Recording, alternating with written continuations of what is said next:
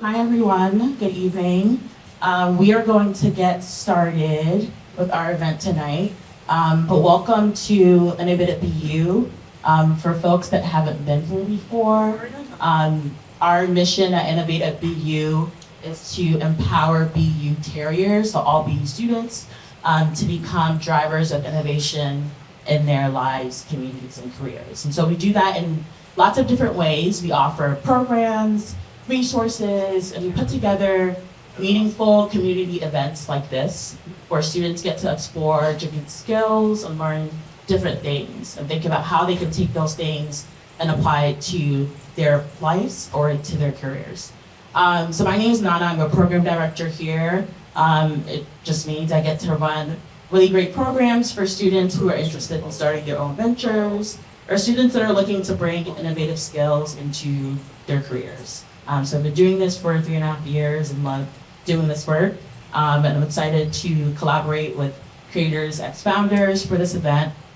Jonathan is one of our entrepreneur in residence here, which if people have questions, I can explain what that is later. But I'm gonna hand it over to Aaron from Creators, Ex-Founders to explain what they do.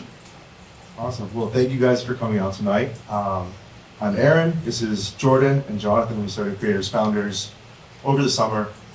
It's been really cool to see, two groups of people that actually have a lot more in common than you might think come together, spark some really cool conversations, some collaboration.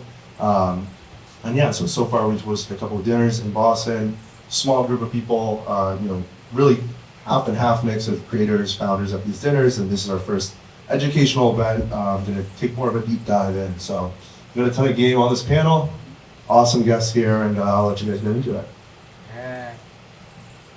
Awesome, thanks Aaron. And yeah, a little more context with, I guess, who we marketed this event to. So I think the crowd here is a mix of like content creators as well as founders, and as well as obviously a lot of students from the BU community. Just for some context, the panel here we have right now is a bunch of awesome local Boston content creators. I mean, you can see that very, very large followings, very influential people. And for the people here that are founders in the room, I guess something I do want to start this off with is that, content creation isn't actually just for founders. Like, if you're starting a business, you are your first marketing channel. So it's incredibly important in today's day and age, especially in this age of AI where, the barriers for building products has gone down so much. Distribution is extremely important now when you're building your startup.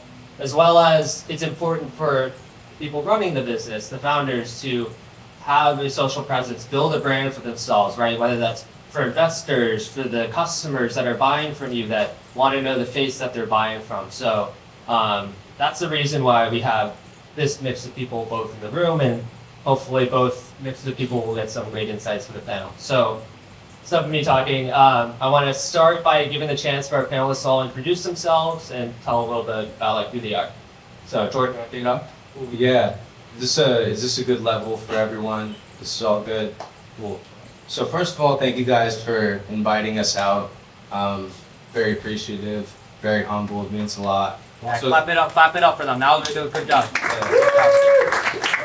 And thank you guys all for coming out tonight, hearing us yap, sharing this space with us. Hopefully we could say something semi-valuable. But my name is Jordan. I go by Jordan Flores on Instagram and Yeung Flores on TikTok. I'm a language educator and entertainer, that's how I like to call it.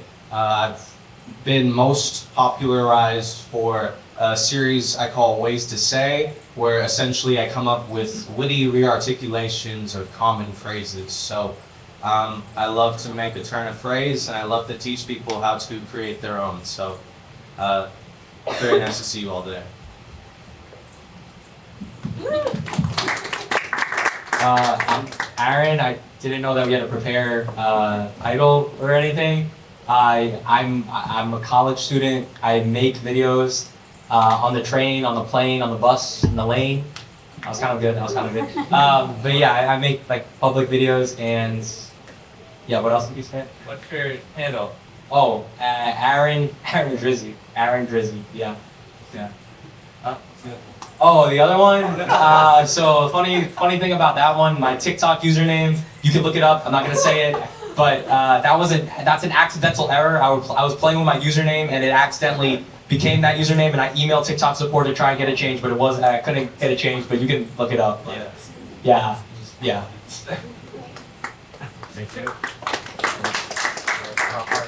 Hi, I'm Maddie. I'm the social media strategist. I've worked with a lot of online creator businesses, as well as D2C brands with their content strategy and ManyChat. And then I'm also a creator in Boston. I share things to do going out on your own, and I most recently launched the Roundup, which is a text that comes to your phone twice a week with cool and fun things to check out in the city. Specifically a lot of free things, because I know, especially as a college student too, you're not trying to break the bank. So I'm also very, very excited to be here, and this is literally one of my favorite things to talk about. So. So for the panel, we'll do a series of prep questions, and then I don't know if everyone got a text, I guess, earlier today, but we had a few people from the audience submit like their social handles, and we're gonna like have the panelists go and like kind of analyze, maybe give some tips, and hopefully like share some tips that can like I guess help people grow their accounts and everything. So we'll get to that, and then we'll end with also a Q&A. If we have time as well, so we'll be able to like pass the mic around and you'll ask questions.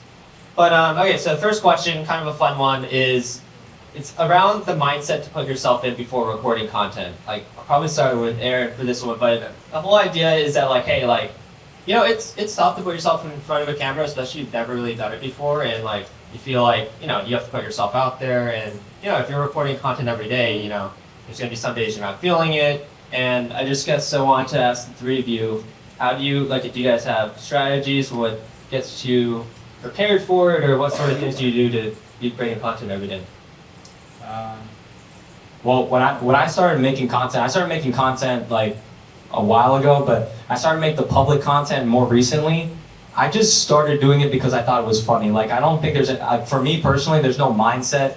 Like I'm like, yo, let's get in the zone, like let's film a video. Like it's more like just I go about my day, and if I feel like it, I'll just film a video.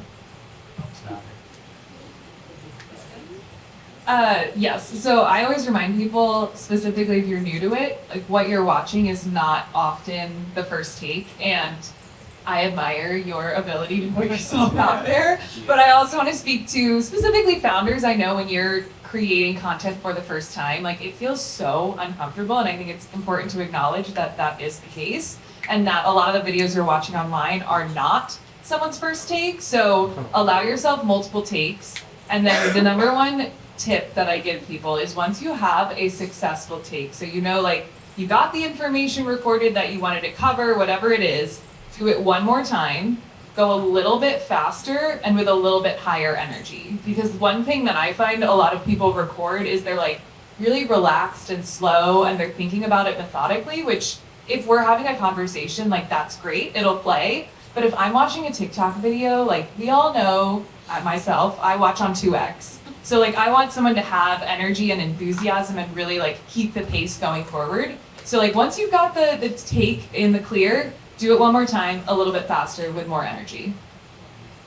Yeah, I definitely agree with that. You definitely have to approach the videos with a certain type of energy, because otherwise it's going to be very difficult to stop the scroll. But what I would say is, first of all, it's very true. The amount of times I have watched my videos over and over again before I actually put one out and just re-record.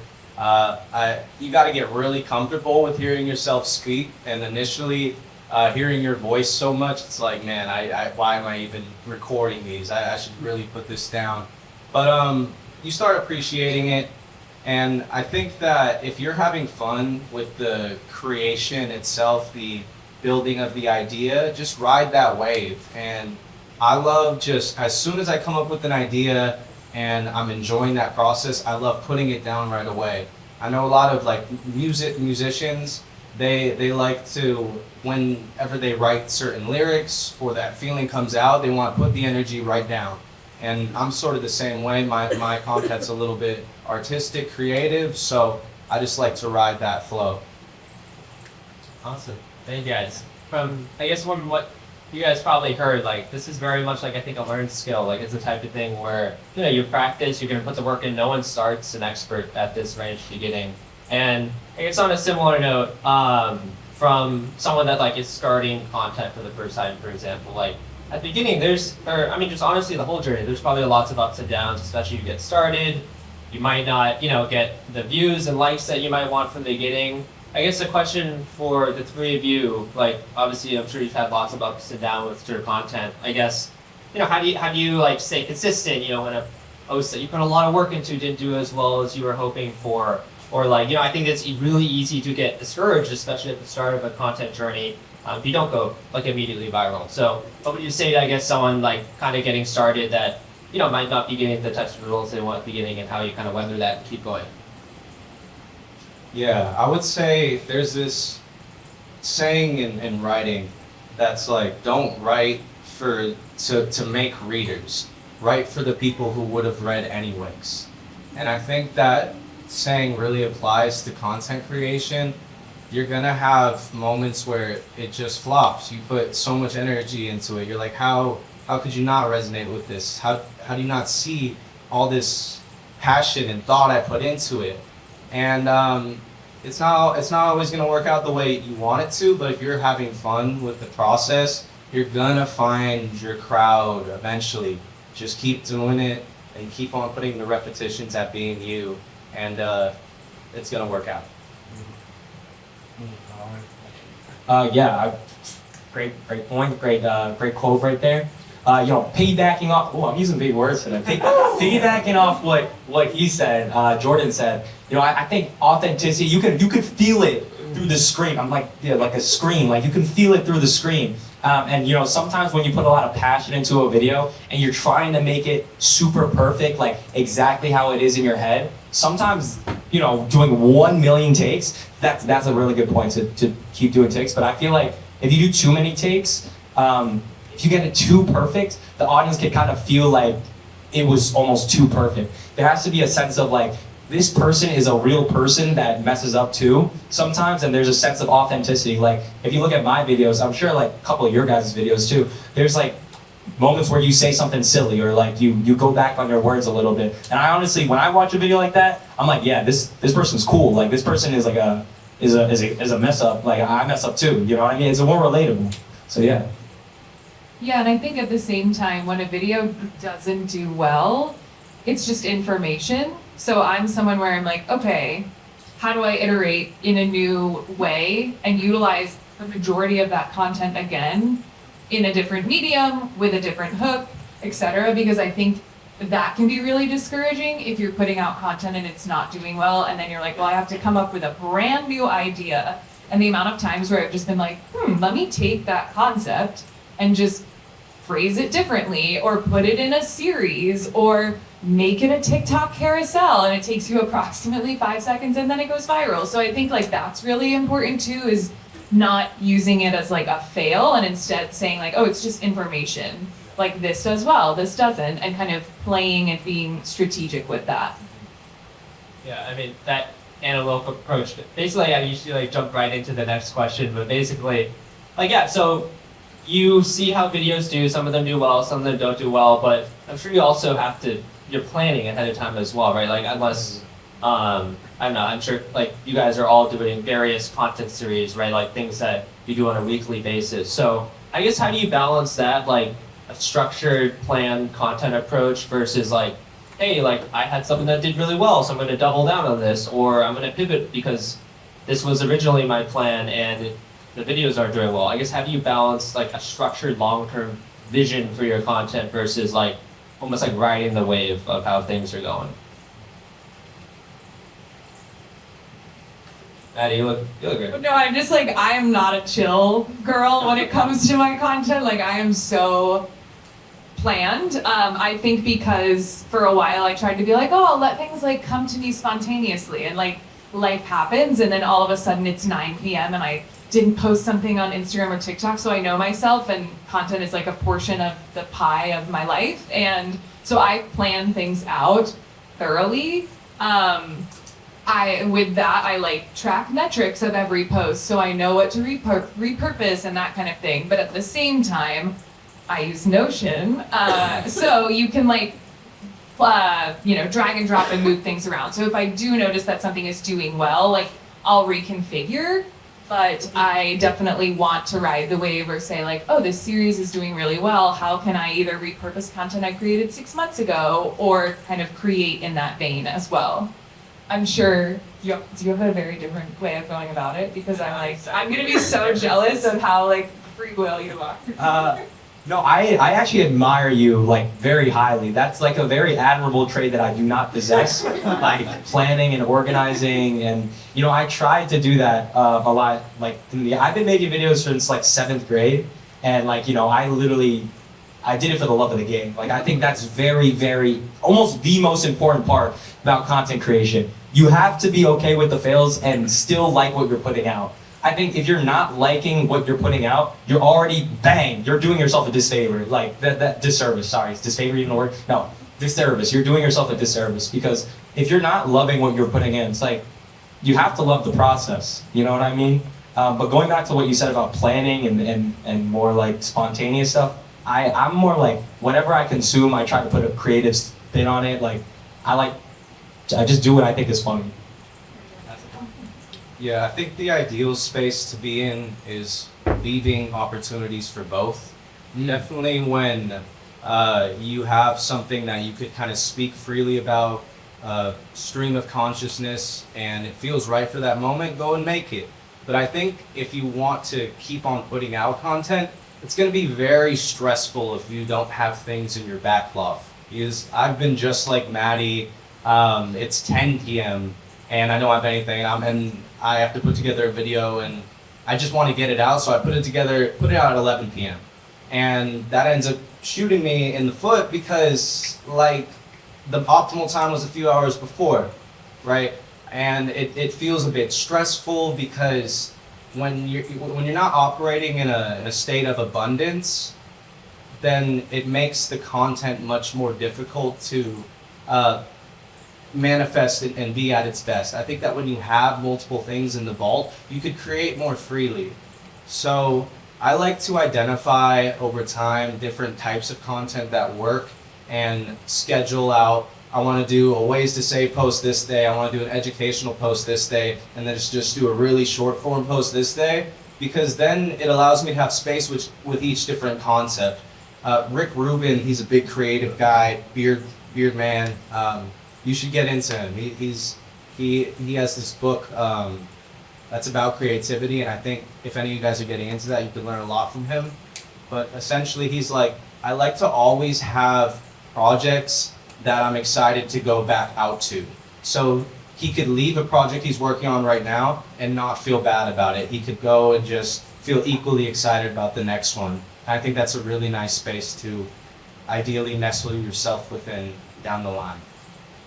It sounds like it's a good mix of like making sure you're planning out your series ahead of time, but you guys are definitely doing lots of spontaneous stuff as well. Jordan, you asked you mentioned the fact that like, yeah, sometimes you have the days where you haven't posted content yet and it's like 10 p.m. and yeah, it's like maybe not the ideal time to post. I guess in those situations, I'd be curious also what both of you have to say as well. Like, would you recommend just like waiting to the morning, or do you sometimes just get it out just to get it out, or like how do you balance that? I know for me personally, like I'll be like, oh shoot, I forgot to post my TikTok there or post my content today.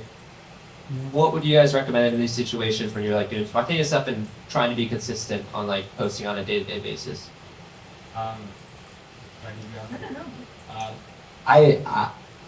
believe in the algorithm and stuff like that, but I think when I was first starting out, I believed in it too much, where I was like deleting posts, reposting, deleting posts, reposting. And once I kind of started making different types of videos, I started to realize like if a post is bad, it doesn't matter what time of day you post it. Like you post it at 11, you post it at 3 p.m. optimal time. People see the post. If it's a bad post, it's a bad post. I think you should try and focus on actually improving your content rather than figuring out like, oh, what is the optimal time? Like if I put my text up here, like is this gonna optimize viewer eye level? Like that doesn't really matter as much. It's just, is the video good or not? Like, are you getting a laugh out of it? Or in your case, are you like educating your viewer? Are you getting the point across?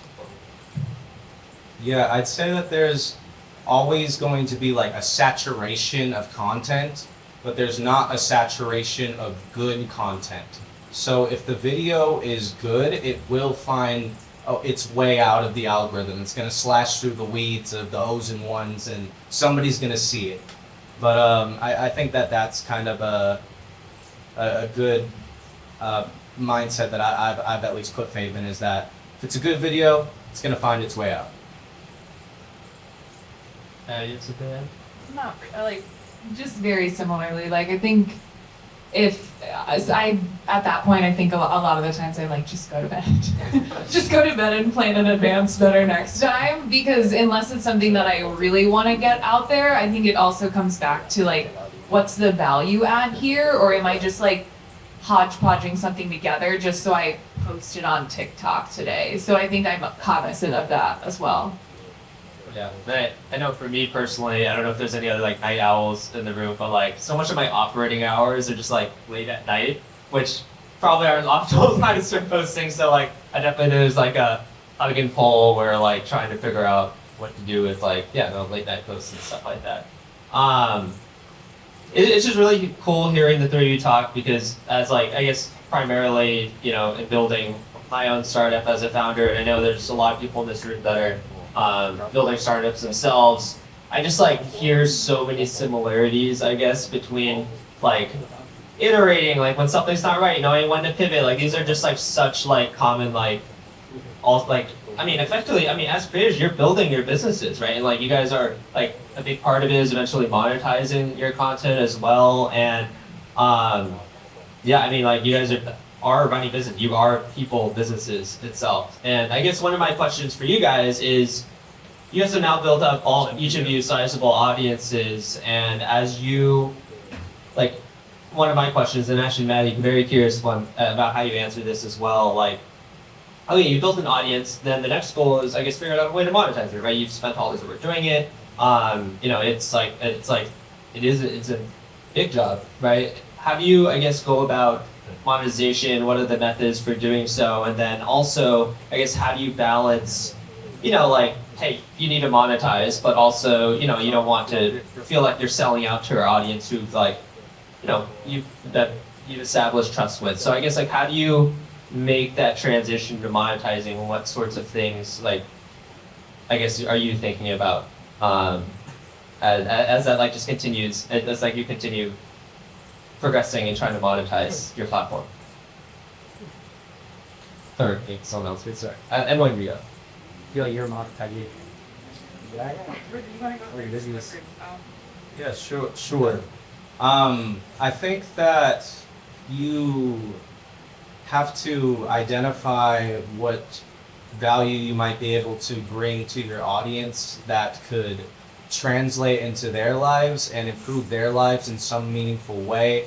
One way I've identified that is some people have expressed that they enjoy my writing and that they would like to learn how to write similarly, so that they could organize their thoughts better, have more confidence when they enter into certain conversations. So I've started recently coaching different people in writing and communication skills, and I essentially created a program where I teach people how to become killer writers so that it translates into becoming just really compelling speakers. So the belief system is that if you learn how to write in the way you wish to speak, you'll eventually begin to speak that way.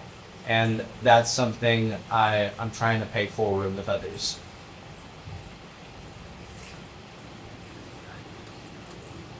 Yeah. So my background is more so in like digital products, online courses, that space. So I think I almost came to being a creator from that lens.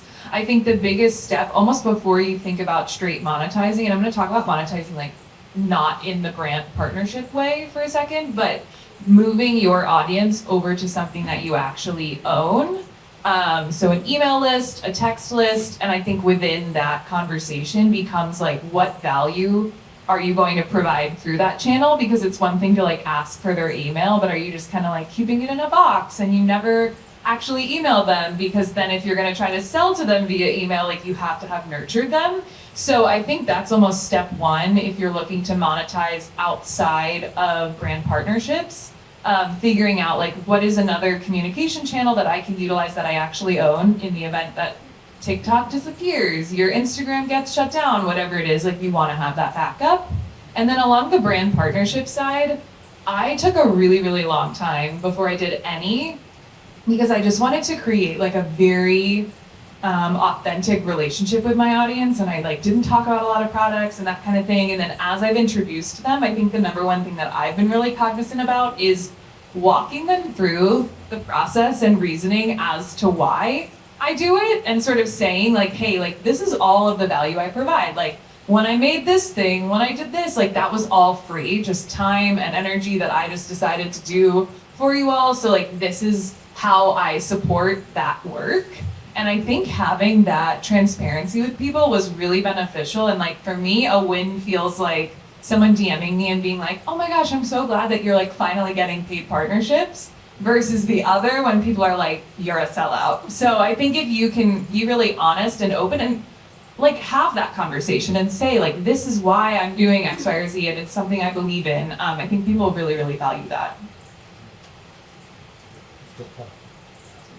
I don't do either of those. Like I don't really do like like when Jonathan was saying like I look at it as a business. I don't really look at it like as a business, because I'm much more focused on just like making funny videos. Like that is literally the reason I started doing this. And eventually one day like maybe I'll make it into a business, or I don't think I will make it into a business, but like funnel people into other things. But going back to brand partnerships, I think it has to be a brand you genuinely like, right? Like, you know, I've been reached out to by like steak. Like, I don't know anything about gambling. Like, I don't feel like comfortable promoting that to my audience, so I probably wouldn't take a steak gambling. And again, the audience can tell when you're like selling out, because you have no passion in telling.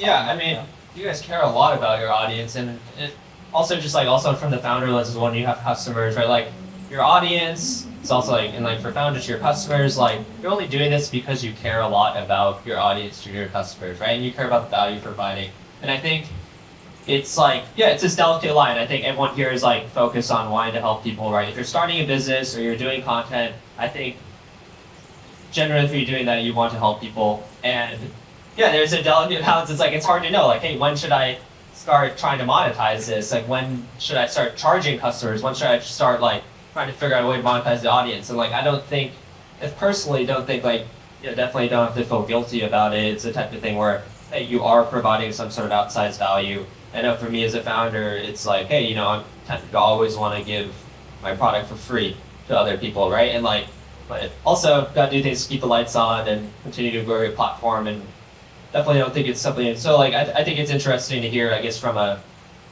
especially for a very person, like, you know, you're engaging an audience and you're specifically like people are listening to you. Like it's like you're putting yourself as a person behind your branded audience. It's such a it's such a delicate thing. But I think you guys have brand partnerships, directly monetizing your audience. There's lots of different ways to do it. So, cool. Do you guys have like a favorite brand partnership you've done? So like I know you haven't done like this, you didn't do the steak one because you don't believe in the gambling. But do you have a favorite that you've done in the past or are currently doing?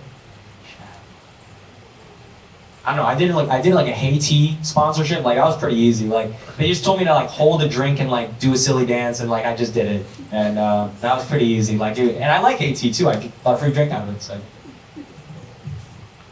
Yeah, I mean, I like using some of the skill sets that are implicit in some of my videos to actually reach out to certain companies and offer my skill set to them on that level. So I suppose that's another way to look at the word collaboration. I've definitely done endorsements, but I like working with companies, either helping to grow their social or doing creative endeavors on the back end for them. So that's how I leverage my platform to pursue collaborations in that way. Yeah, similarly, I really have enjoyed partnerships where I can kind of be like, what if we did this? So like I did something with View Boston, and I was kind of like, I don't want to just be like, go up there and check out the view. So they have an itinerary. So we built like a custom itinerary that I could give to people, and then I built a ManyChat automation, and I was like, can I get a $5 off coupon for my audience? So I think like those opportunities are really fun because it's kind of, I guess like the social media strategist in me is like, ooh, I get to kind of like be in View Boston for 2 weeks. And then also it feels like I'm not just, you know, a billboard for them in front of my audience, but it's like, how can I present this information in a cool and engaging and valuable way? What is View Boston? Top of the Peru.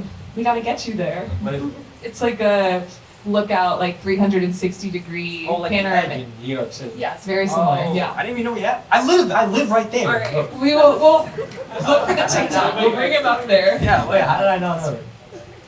Maybe that'll also be your next brand partnership. Yes, too. you should. Make a video from the top of View Boston. That would be awesome. I could also Google a picture too. But very cool. Yeah, so actually we're at the point of the panel where we wanted to move, I guess, to the talent audit section. I guess so. We selected 2 people in the audience. One person that's like looking to start posting content, is just getting started, versus another person that has actively been posting content. Where do people want to start? Someone shout out, and the first one said we'll start with that person. When we started. Already started? No, the one we just started. Oh, the one that just started. All right.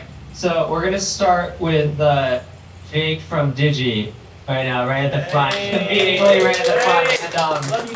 And, so the way we're gonna do this. Oh shoot. Yeah, I guess we're gonna pull back down the projector. I have pulled up the Instagram account, and we're gonna have. I don't know, Jake. Would you rather be? You want it to be very informative? A roast, anything in between? What do you prefer? I'm okay with the roast. All right, he's okay with the roast, everyone. All right, let's do it. Here is this the. W Jake to the chat. Okay, we got Digi here. Who wants to start? Let me know. Also, you guys can tell me if you want me to like, click in on certain posts or whatnot. Also, yeah, he's also just getting started too. So. Actually, wait. How about we start with this? Jake, do you want to quickly say to the audience what your company does and like what you're trying to do with social media content? Sure, I'll introduce myself real quick. I'm Jake, nice to meet you guys. I started a digital camera company. I actually brought it here. It's basically a point-and-shoot camera, connects to Wi-Fi, put it to a social network, and so I definitely benefit from hearing some feedback as we're just getting started. So, yeah. Who wants to start with some? I guess you're just getting started too. So I mean, it's part of this is like ideas for like given the type of product that you're offering. I guess in terms of like, I guess maybe some ideas, content series, ways to position it. Straight off the bat, I like the page. It's like very. It's like I'm looking at someone's Finsta right now. It's like I'm looking at personal, private photos. I like it.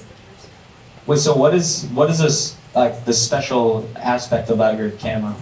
Well, so a lot of bullet point shoot cameras, they all have SD cards, and so you have to manually export the photos, send it to friends through the Google Drive link. What might be more interesting to look at is the actual, like my actual page. If you go to digi.me/Jake, that's kind of the internal Instagram side of things. So the idea is basically. Oh wait, hold up. You sold out of pre-orders. W, nice, good job, bro. Good job. Yeah, am I doing this right? Yeah, that's perfect. So you're right. The whole Instagram account is basically my Finsta, just photos that I've taken on the camera throughout. But yeah, the thought is basically it is a camera. It all goes to the central social network, and then the idea is to basically make Instagram, but you have to buy a physical camera to post. Where does it land? I just want to start. Where does it land price point to other comparable players and spins? This is $400. A lot of Wi-Fi cameras are $700 plus. But probably on the higher end of just one or two cameras. Can you go back to the Instagram for a second?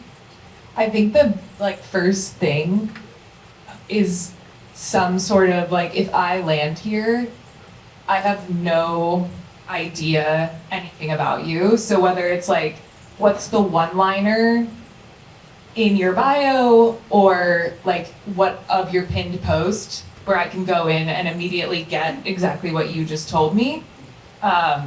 So some sort of like, I think you were saying like it's Instagram with a like if there's some sort of cool, catchy one-liner phrase that like clues people into what it is you offer, I think like that would be starter up in the bio. I think that you should definitely do some sort of pinned post or reel that like walks through what it is, because if I'm like interested in buying it, you want to make their process of learning about your product or whatever it is you do as little steps as possible. So I don't even want to have to go to your website. Like I want to just click into your #1 pinned video and be like, oh shoot, this is so cool. I want it. I feel like a cool player in a very different space, but like up and comer that's crushing it is Brick. I don't know if you guys know you all have better screen times than me. Your Brick, like it locks you out of your social media. And so they have some really cool walkthroughs of like comparing it to other players in the space or how the app works and that kind of thing that you could potentially look to for some inspiration. But you go to their page and you're like, oh, I know exactly like what I'm getting, why I should buy the product, etc. I don't know what you have there. I mean, that was a great consultation session right there. Should we see if Jordan does that on his? Can you figure out what he's doing? No, it's Same thing. But I think this is like registered wordsmith, like exactly ways to say it. It's like his catchphrase, language educate. Like I know exactly what I'm getting here. So I think figuring out what that is for you and your product. Give those and a follow. Very excited. Yeah, I would just love to understand the story behind it a bit more. I think that Maddie was making some very astute points that we need to understand what's going on, the unique value proposition, why exactly somebody would want to go into this world of private Instagram. I think that's pretty cool, but what's the why behind that? Is it because it makes it more intimate with people? Is it because social media has become just a collection of highlights and Digi makes it so it's now just a collection of just life, right? I'm wondering what these aspects are, and I would love for there to just be, just as a simple start, just a story of you talking about why you came up with the brand, the feelings that it could inspire in other people, and just tell people what it's about. I would love to see that.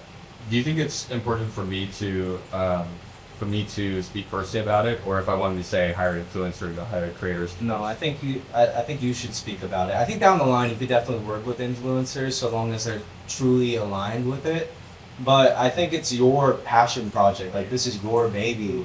Nobody's going to be able to speak as authentically about it as you, and that's going to show up in exactly how you explain it to other people. And I just think it's super important for your voice to be associated with the story because this is your creation, you know. Aaron, you got it? No, I agree.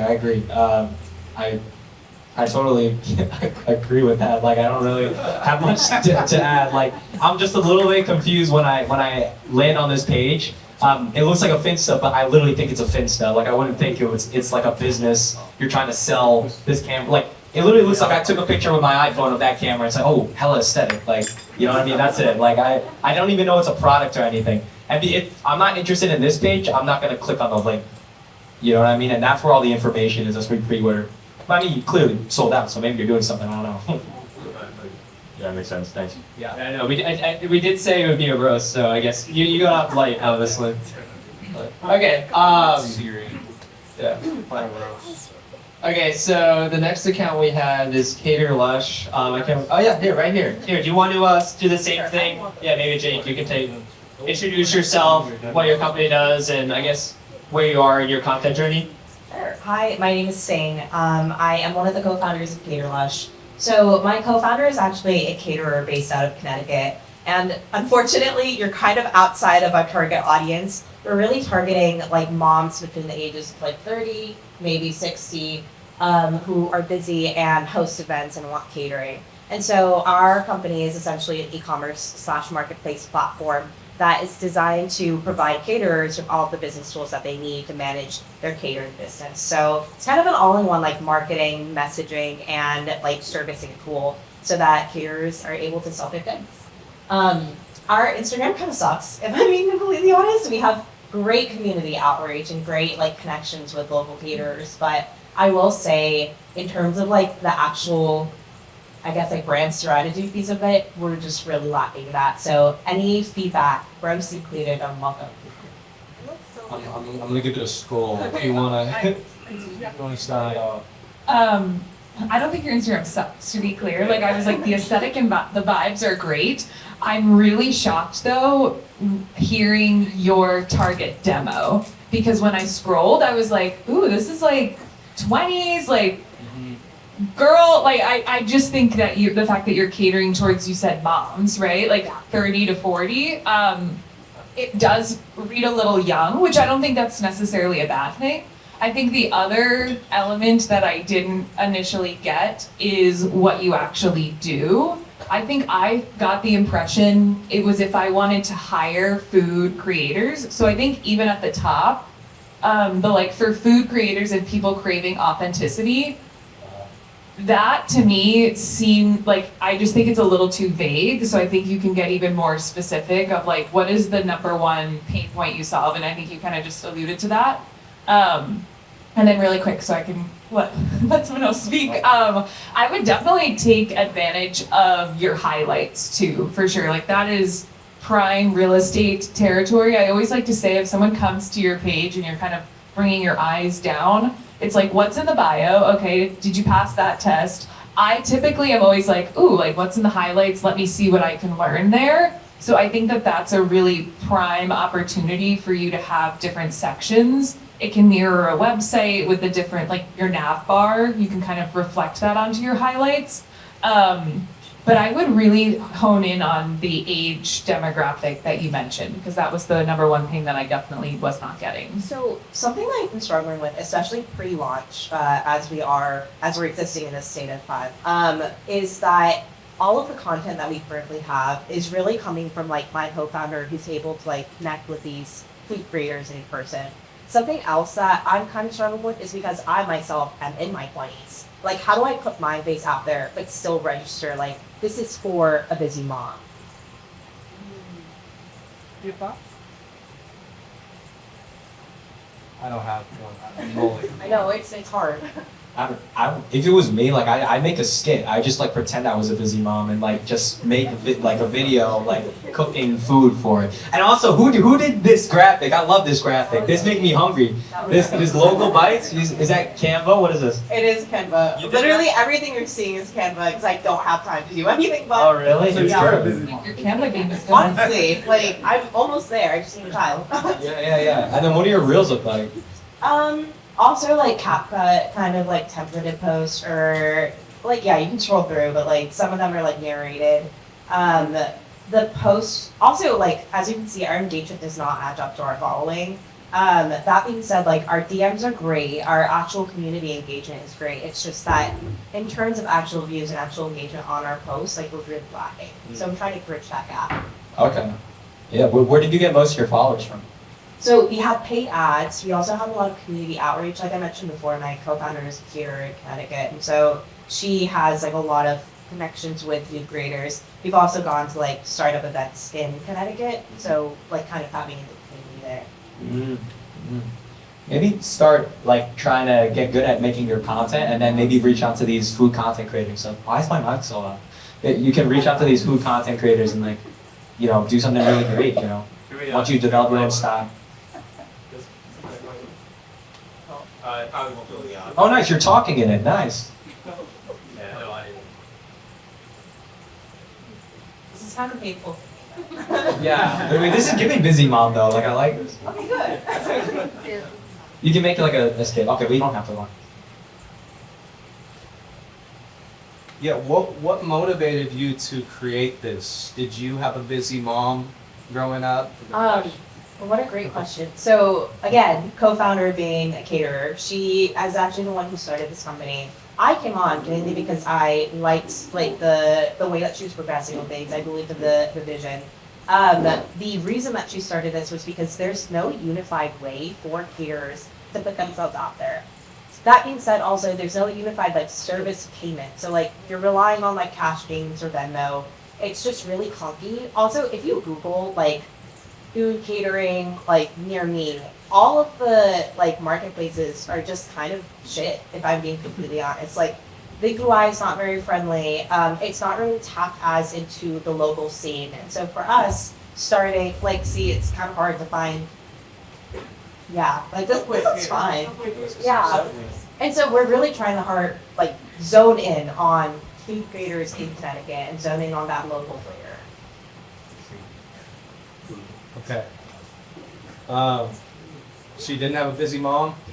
Well, I feel like everyone had a busy mom. Yeah. Make up the story. As a founder, you can make up the story. A lot of people make up the story. I was just curious because, again, I'm going back to that story. I think that could be a cool post, essentially being like, this is a problem I always observed growing up with my mom, and I kind of wanted to create the solution she never had, right? And you can become like the internet's daughter in a way that's trying to be helpful. I would just love to see that aspect of it is kind of where I was getting at. I like that idea. One last tangible thing that I think could be applicable for other founders or people who are building something. I think a lot of people are quick to make ads. Are you working with an ads team? No, it's literally, if you're looking at her. No, but I think like that's totally fine. I think a lot of people typically are like, let me just throw money towards an ads team. And I think sometimes you can be better suited figuring out and hiring, even if it's part-time, like someone to really get your organic going. Because what does well on organic, you then yourself, as the ads team of one, can run ads on, and it will perform pretty comparably.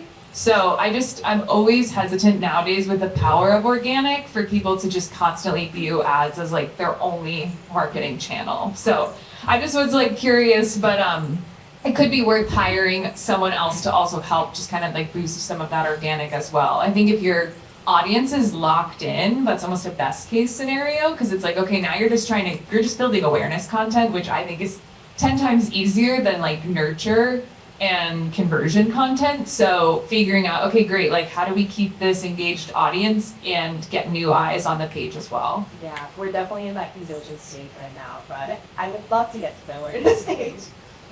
Yeah, I heard some thoughts around paid ads work best when it's already a moving train. It's not great at getting the thing moving, but if, like Maddie said, you find a type of organic content that works, and then you put an ad on under that, it's going to be such a crazy accelerant. You've already got something that catches fire naturally. I'm also curious, I don't know how much more time, but is there multiple creators who are on this page creating different videos? So we've narrowed it down to just me, because my co-founder was like, okay, you do all social, which she's doing more financials. So it's now just, but before it was both of us. Gotcha, yeah. I just think that, just working towards having a cohesive theme is kind of where I was getting at with it. If it's a bunch of creators kind of putting their own twist on it, it might feel a little disjointed and a little less scrollable for people. So that was just kind of something I was getting at. It's dope. It seems like you're gonna be the one shaping the voice. I'm gonna be very excited to see it grow. It'll also be really cool down the line. I imagine that generated content from people who will benefit from this brand will be very impactful for you. Just make sure that anybody who is acquiring your services, try to get it in front of them, the notion that, hey, send us videos of this. Tell us how much fun you had, because then that's just going to really show, look at the results this is delivering to people. And potentially you might get a viral video out of that as well, if somebody just makes one. Thank you so much. Wait, last thing. Have you tried cross-posting to Facebook? I feel like that's where all the moms are. That's like mom central. Like Honestly, I should. all my That's moms actually and their really friends. good. Yeah.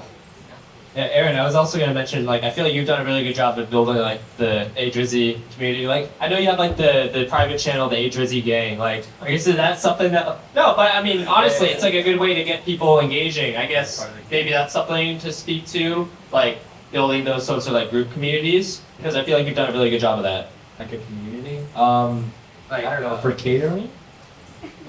Like a catering community? Like, I mean, food creators, I think that's a great idea, yeah, you could oh shoot. Got it. When you're Whizzes you up. Oof. wait, how do I open the A broadcast. what's your broadcast channel? Real quick. Wait, I don't even think you can open. Can you? How do you open the broadcast channel? Usually, I don't know. Maybe it's on mobile. I think it's on mobile. We'll do the hack. Let's see. What the heck? You gonna hack my page? What is going on here? No, it's only on the app. Ah, shoot. Okay, never mind. Yeah, I mean, I'll be honest, I don't really use that community channel that much, but if you're gonna use a community channel, like, make sure you're intentional with it. But I'm trying to think of, like, ideas of what you could do with the community channel. Maybe have, like, a coupon once a week. Or, So sorry, I'm laughing at the. yeah, I know. I know. But yeah, like, maybe a coupon or, like, deals or something. Yeah. That's about it. Like, I don't think you would be like, hey, how was everyone's day? Like, what did you cater today? It's more like, you know, deals. Yeah.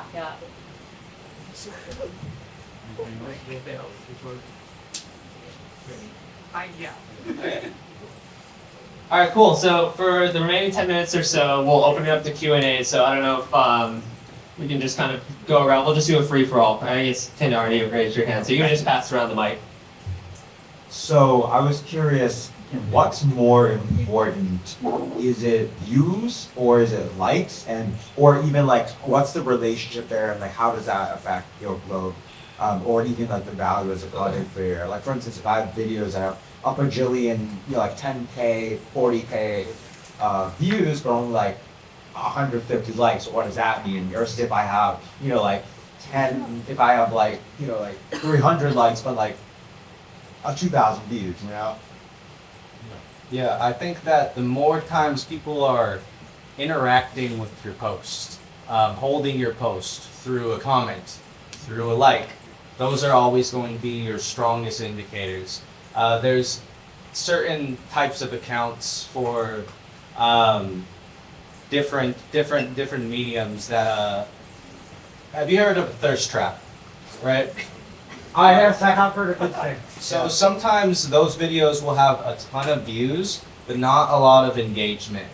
And usually that's just a sign that people aren't engaging at a deeper level. They're just coming for that dopamine hit of that video, and then they're leaving.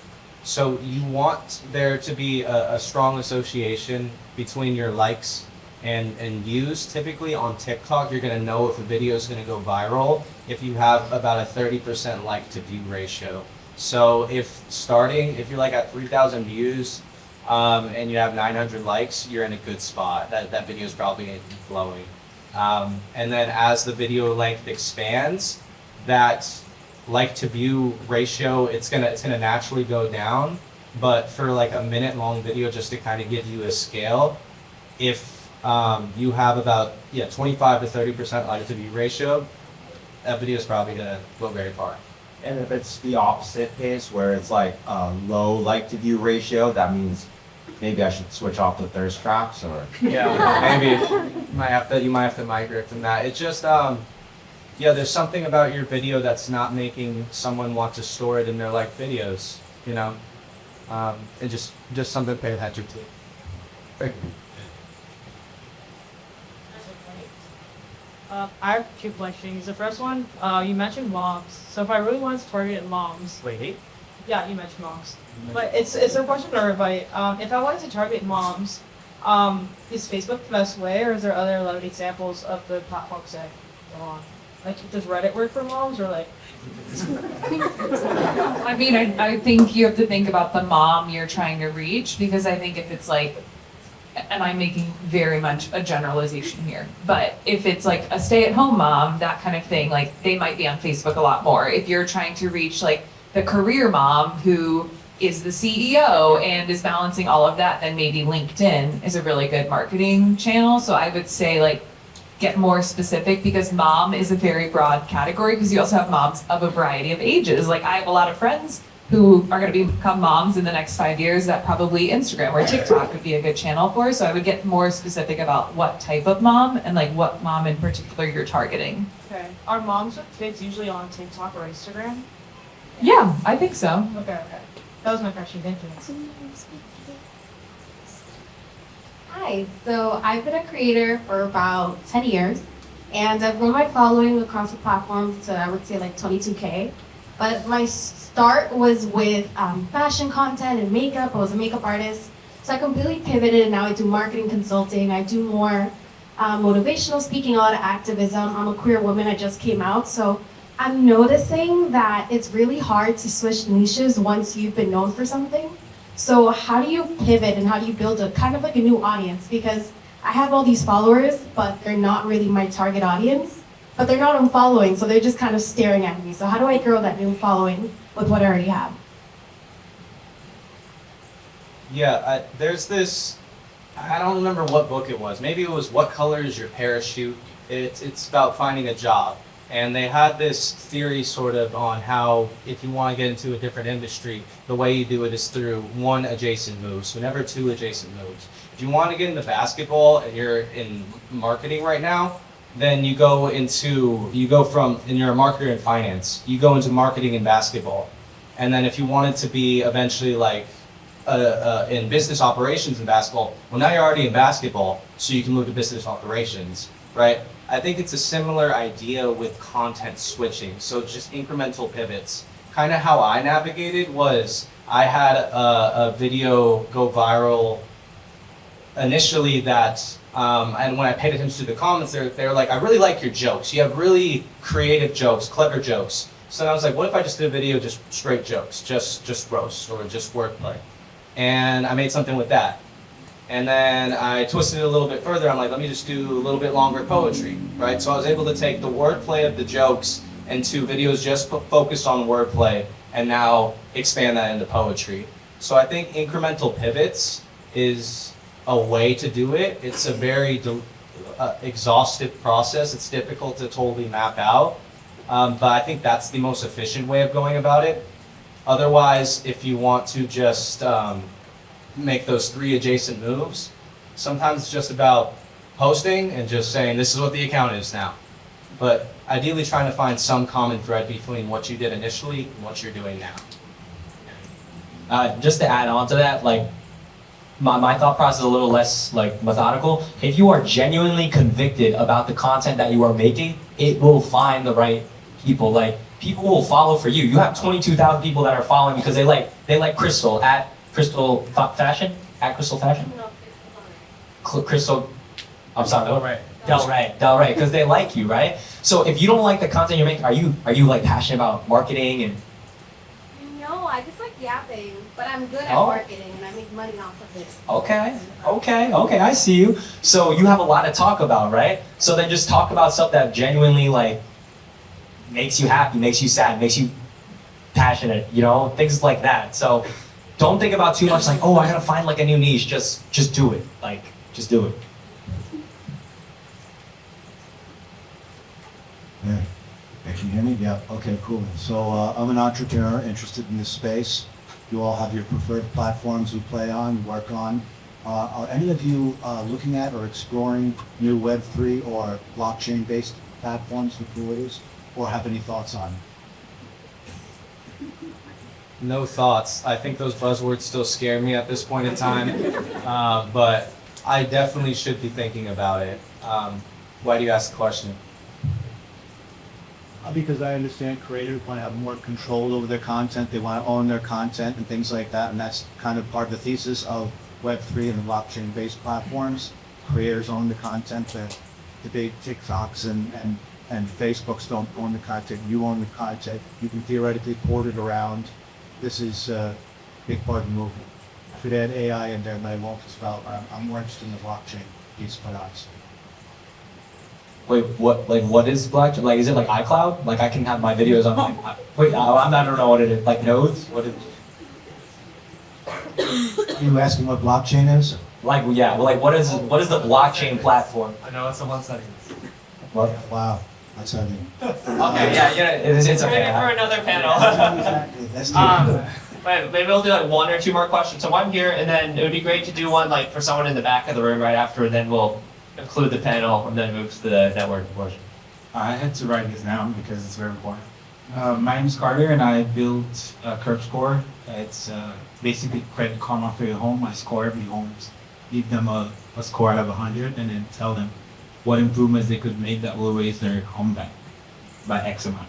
I think a lot of founders are building products with high utility tools that helps you manage finances or improve your home or learn a new skill. But these are not like shareable like fashion or comedy. So from a creator's perspective, I want to know what is the strategic process for turning a user's practical need for a product into a genuine desire to create content about it and make it a part of their online identity.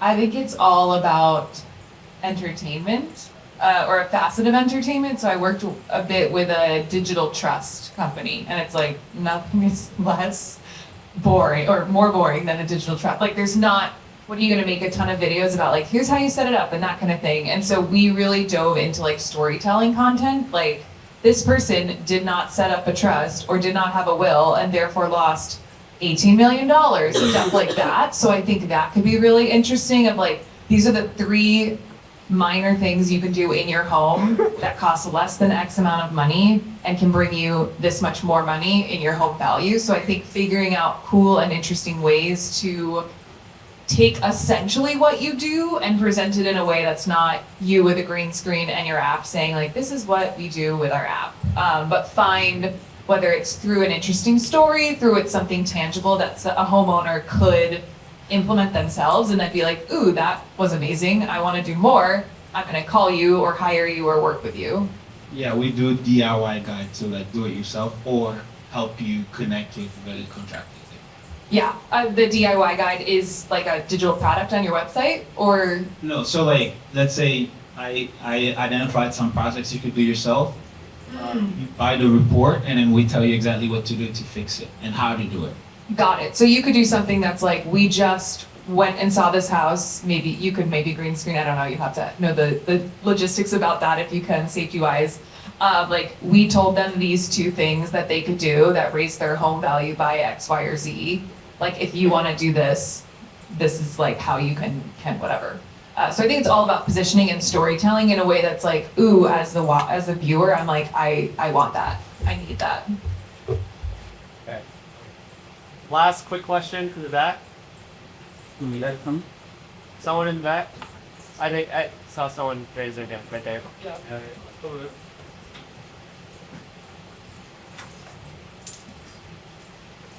You guys hear me? Yes. Okay, thank you. Quick question for me. Do you guys use any tools to make content creation easier for you? Like, are you using AI to generate ideas? Are you automating the process in any way? I don't use any AI. I don't CapCut editing. That's about the extent of my tool usage. Yeah.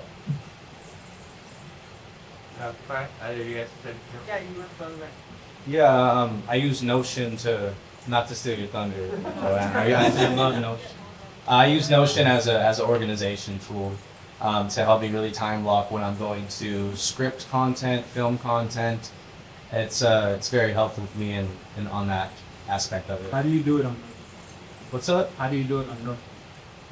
How do I script content on Notion? It's more so I just use it as a platform to organize my schedule, and then I go and actually script the content myself. Really, this is just a fancy way of saying it's a to-do list, you know. But there's other aspects of the platform that help me out with like my coaching program, things of that nature. I also love Notion. If you want to come chat, I have a calendar that I can send you. But yeah, I swear by Notion. And then there's a lot of, if you're someone who's creating long form clips, there's a ton of really good AI tools that you can utilize to streamline. yeah, I'm like, I should make a LinkedIn post on my entire tech stack, and then we can connect, and then I'll send it to you there. Yeah, so definitely, yeah. So follow everyone here on the panel, and then maybe follow Maddie on LinkedIn as well. But okay, so that concludes the panel part of the event. I just want maybe if you want to give a round of applause, please. And also for our two wonderful volunteers as well. All right, cool. So yeah, I mean we're going till 8, so feel free. I mean now it's like the networking portion. There's so much pizza, so definitely get some more food and everything. But thank you guys for all sitting for an hour and listening to one. Wait, sorry. Excuse me. Could you, could I just have some? Oh yeah, everyone sit. Just really quick, I wanted to film like a quick skit, so if you guys could just like help me out and just be in the audience really quick, that would be a really great help. Just so you know, I'll give you some structure. After I say, I made the game-winning shot to send us into OT, you guys all clap. Okay? Alright. Yeah. So Jordan, if you want to stand right here. Oh, sure. Yeah. Here we go. Alright, ready? Alright. So all I remember was me and MJ. We were standing right here at the 3-point line. I remember it went bang, bang, bang. I shoot up right over MJ's hand. Splash! I hit the game-winning shot to send us into OT.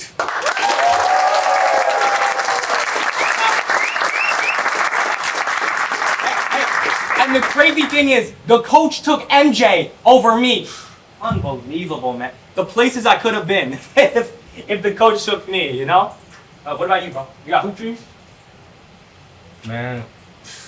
Young bloods, bro. These guys don't know. Thank you guys.